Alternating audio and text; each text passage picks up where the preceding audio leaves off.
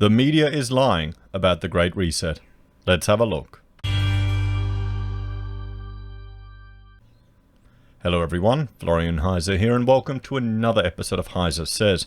Grab your stein of coffee, because the media are starting to talk about the Great Reset. It is, well, going beyond just social media and YouTube to mainstream media, or as close as news.com.au is. Now before we go through this, I'm just going to play another video, because frankly I think it's important. This is a video from the World Economic Forum, which has now been removed from Twitter. This is 8 predictions for the world in 2030. And we'll just play through this quick video. And I've done another video where I've gone through each one of these points. But let's just remember these, because this is a 4-year-old video that's now disappeared, that they've now removed, that's driving outrage. 8 predictions for the world in 2030. You will own nothing, and you will be happy. There you have it, everyone. We'll own nothing, and we'll be happy. I'll just cut the audio on this. Whatever you want, you'll rent, and it will be delivered by drone. So you'll own nothing, just renting. Yeah, sure. This is, yeah, communism, socialism. Yes, yes, corporate overlords. I mean, come on. You can see why people are concerned. This was up for 4 years. This is part of their approach. The US won't be the world's leading superpower. A handful of countries will dominate. You won't die waiting for an organ donor. We won't transport organs, we'll print new ones instead. You'll eat much less meat. And occasionally treat, not a staple. For the good of the... See, this, I know this is incorrect. I know it doesn't improve your health, avoiding meat. Just go to low carb down under. There's lots of research, actual research proving it. And the environmental benefit of pure veganism for a year. Lomberg has written about this and done the studies. $5 of carbon credits. So, you know, good on you if you think you're making a benefit for the environment, but you're not. You can sustainably and ethically harvest meat. 1 billion people will be displaced by climate change. We'll see. I think they'll be displaced for other reasons. We'll have to do a better job of welcoming and integrating refugees. Well, considering the limitations on free speech, so we can't publicly criticize certain aspects of other cultures that are not compatible with the original culture, I don't think integration is going to happen. I mean, there's some people that live in Australia, that vote in our elections, that can't even speak our language. And this is from a first-generation Australian born of an immigrant who learnt the language as he came over here. So, you know, don't play that card.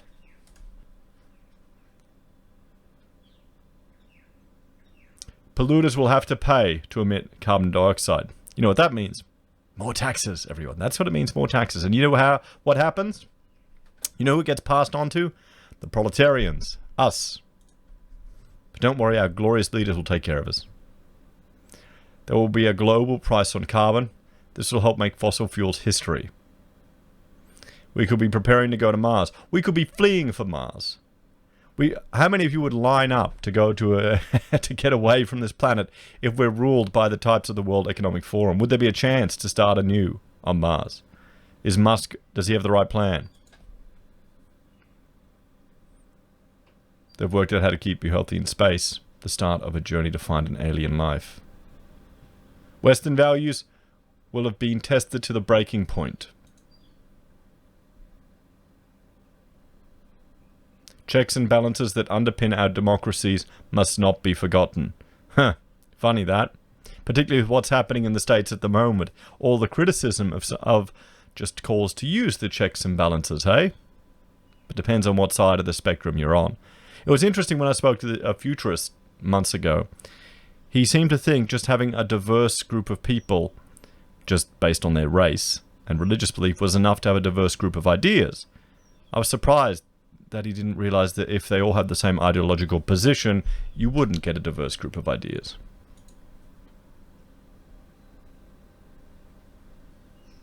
And is that the final one? There you go. So this has been removed from Twitter now. Everyone, it's been removed. It's gone. But that summarizes their vision for, what, 2030? Was it 2030? Yes. 10 years' time, everyone. 10 years' time. So, let's have a look how the mainstream media is discussing the Great Reset. A wild new coronavirus conspiracy theory takes hold. Well, no, that's ludicrous. It's not a conspiracy theory. It is a strategy from the World Economic Forum. You can see it here. They lay it out. And this is a legitimate organization. They have a conference every year. Leaders from all over the world gather. And it permeates through all levels of our government. And people believe this.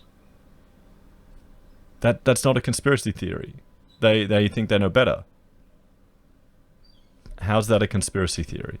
If anything, I think this is an opportunity that they're going to take hold of, or they think they have a duty to, a responsibility to. Painting something as a conspiracy theory just undermines it. You know, and sadly, most people will see this, because, I mean, frankly, the Great Reset sounds like a conspiracy theory. It really does. You know, it sounds like something from Alex Jones or someone else. So most people just read the title and completely dismiss it, because this is all they'll read. I bet you. So, microchips in vaccines, sovereign citizens, a new world order under the cover of a crisis. The pandemic has been fertile ground for the nurturing and dissemination of conspiracy theories. Talk of nefarious underground plans by evil cabals of the elite has spread like, well, a virus, probably more effectively than the virus. And now a new theory is doing the rounds, a theory that, depending on what you read, posits that after the pandemic a fascist regime will take over that will enslave mankind, all with a healthy dose of communism to boot. Well, fascism and communism are very similar. It's authoritarian regimes. If anything, it's going to be more communist, an authoritarian communist regime, because they're all global.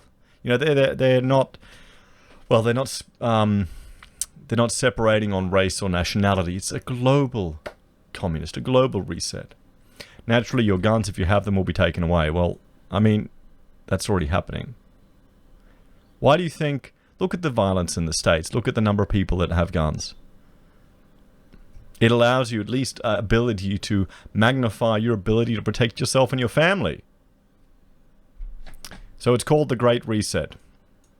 But there's a novel twist about this theory, whereas many other conspiracy theories rely on adherents being persuaded terrible things are happening just out of sight. The Great Reset, by contrast, has its own official website and branding. Apparently leaders from Prince Charles to British Prime Minister Boris Johnson just keep talking about it. Time magazine has an entire section of its website dedicated to it. If it is a plot, it's the most open yet underground secret plot yet. Interest in the Great Reset conspiracy. It's not a conspiracy theory. We'll just cross that out.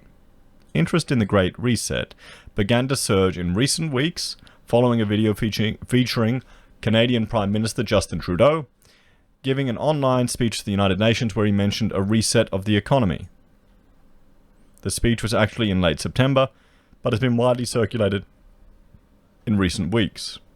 So it's been on their mind for some time. This pandemic has provided an opportunity for a reset, Trudeau said. This is our chance to accelerate our pre-pandemic efforts to reimagine economic systems that actually address global challenges like extreme poverty, inequality, and climate change. Okay, poverty and inequality are getting addressed. Nothing has been more effective in addressing poverty and inequality than capitalism.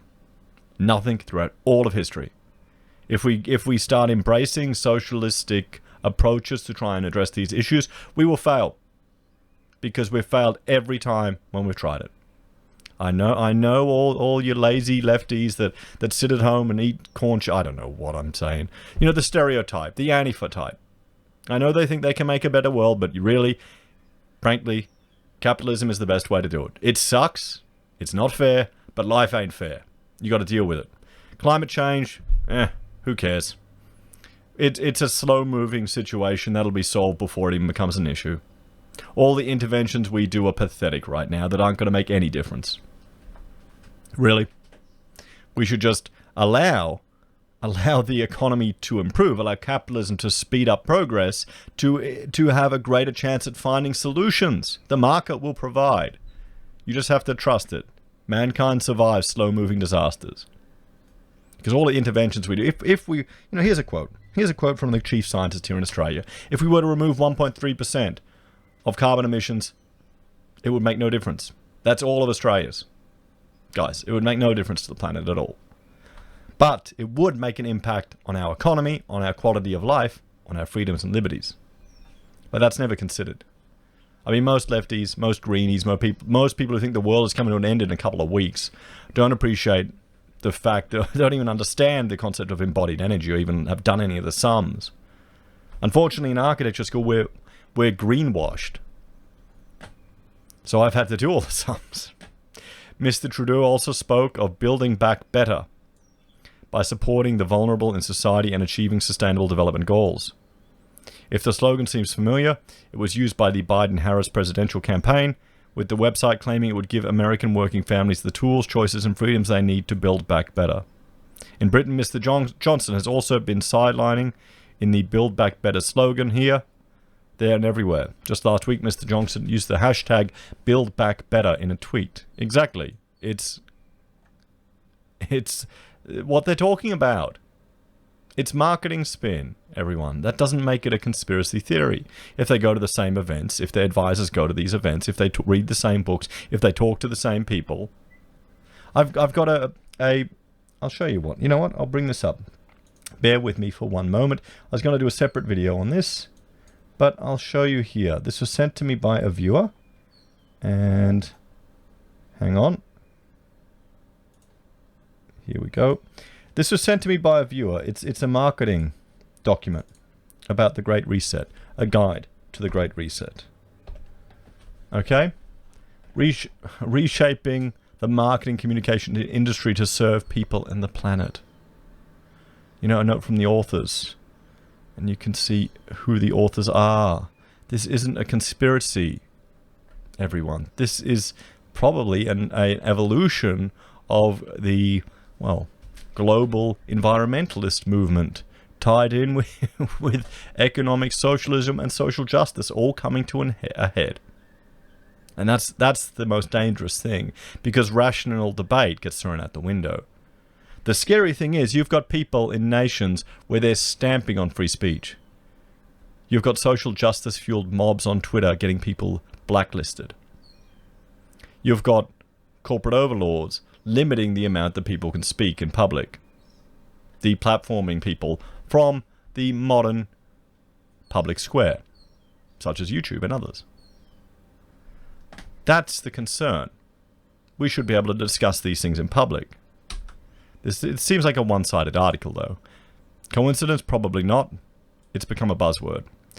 But if you are adherents to the Great Reset conspiracy theory, it's proof that everyone is in on the clandestine plot. Well, it's not a conspiracy theory.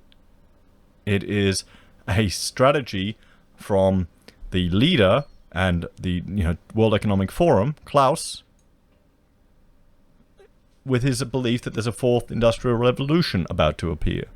And the danger is we can lose our freedoms and liberties, and we have been.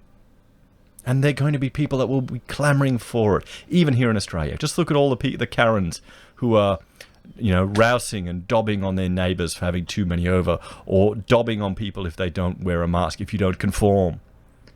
People that are so willing to sacrifice their liberties because they're a little scared. You can't say that hasn't happened. So that's despite the fact that the most obvious way to blow the cover about an evil... It's not an evil top-secret plan. No, that's... who is this author? Who is he? Is it he or a she? What do you reckon? Okay, Benedict Brook. This is the thing. He's diminishing something which is legitimately a concern for people. It's a concern that unelected billionaires, elitists, people who probably have never even experienced the difficulties of life for the average person, can have such a tremendous influence on us. They can have such a say, that this can weasel through into our political system. Think about it. Think about politicians that are going to Davos, they're getting praised, feel special. Who do you think they have more allegiance to? And look how it's weaseling into different into the corporate world. I'd hate to see the great reset of, a fairer and juster social justice in the business sector, in HR. So the Great Reset is real. There's no doubt the Great Reset as a discussion point does exist. It's just the organizations that dreamed it up didn't imagine it would be thought of as a suspicious plot.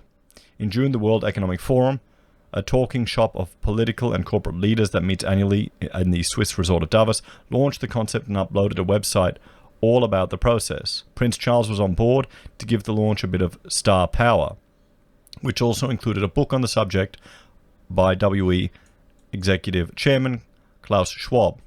The forum describes the Great Reset as an action plan for cooperation between nations to avoid a depression not seen since the 1930s due to the pandemic. Well, it's too late. It shouldn't be. It's not the nations that are causing it, it's the central banks. The world must act jointly and swiftly to revamp all aspects of our societies and economies, from education to social contracts and working conditions. Every country must participate, and every industry, from oil and gas to tech, must be transformed. In short, we need a great reset of capitalism, the organization stated. No, we don't need a great reset of capitalism. We need capitalism. We need to get rid of crony capitalism. That would be a great reset. That would be really good. See, this type of stuff, this reminds me exactly of what we were doing in architecture school. Looking at global economic systems and reshaping them. The thing is, we need to have less intervention, more freedom. We don't have that now. The pandemic could weaken resolve to tackle climate change, the WF warned, while frustrations were with rising inequality driven by US billionaires getting wealthier could be exacerbated. The forum said that radical changes to protect the vulnerable and support workers should be encouraged. The will to build a better society does exist. We must use it to secure the Great Reset that we so badly need. That will require stronger and more effective governments. Though this does not imply an ideological push for bigger ones. Okay. But where does it always end? Where does it always end? This is the problem. This isn't a Great Reset. This is a return. This is dangerous. This is why people are scared of this.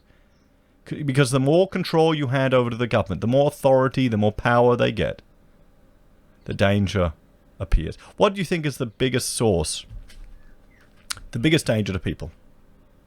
In the last 100 years, the last century, what do you think caused the most deaths? People's own governments. Governments should aim to promote equitable outcomes. Cooperate more on international initiatives, put sustainability at the top of the agenda, and a fourth industrial revolution could harness the energy that led to vaccines being developed to try and cure other health and social ills.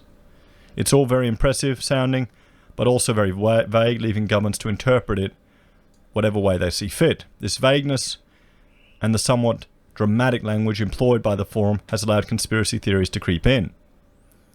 As at its extreme, some have said the Great Reset will see democracy bypassed and everyone will be slaves to global fascist elites. Could happen. Why couldn't it? Theories abound. However, even the conspiracy theorists are somewhat vague on the details of the evil plan. This is the thing. The question should be, our leaders shouldn't be paying attention to Davos. They should be paying attention to their constituents, to the concerns of their citizens. Here in Queensland, we've got push to host an Olympics. We've got more debt growing every single day. What would be better? Maybe some investment in infrastructure other than stadiums. Maybe more water, maybe more dams, maybe cheaper power. Maybe reducing some of the burdens the state places on the citizens. What about the fuel excise? Let's get that a notch lower. Oh, wait a minute. Our rego went up. You paid every bloody civil servant $1,000 for nothing. How about we address that before we run for an Olympics, which never makes any money, always loses money. They need to listen to the government, should be closer to the people. Not this. This is going the wrong way. This is what the concern is. Not about some off-the-wall, scary theory. But people see where these type of things can lead.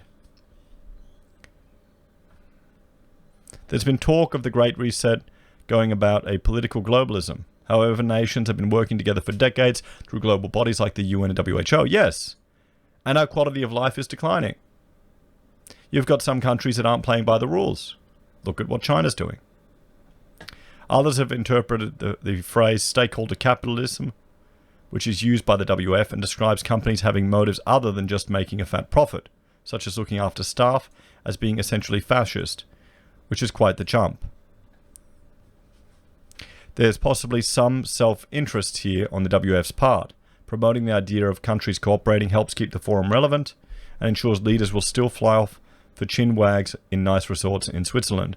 The theory of the Great Reset is far more than it seems is being spread online by groups and some TV pundits. What does the Great Reset look like?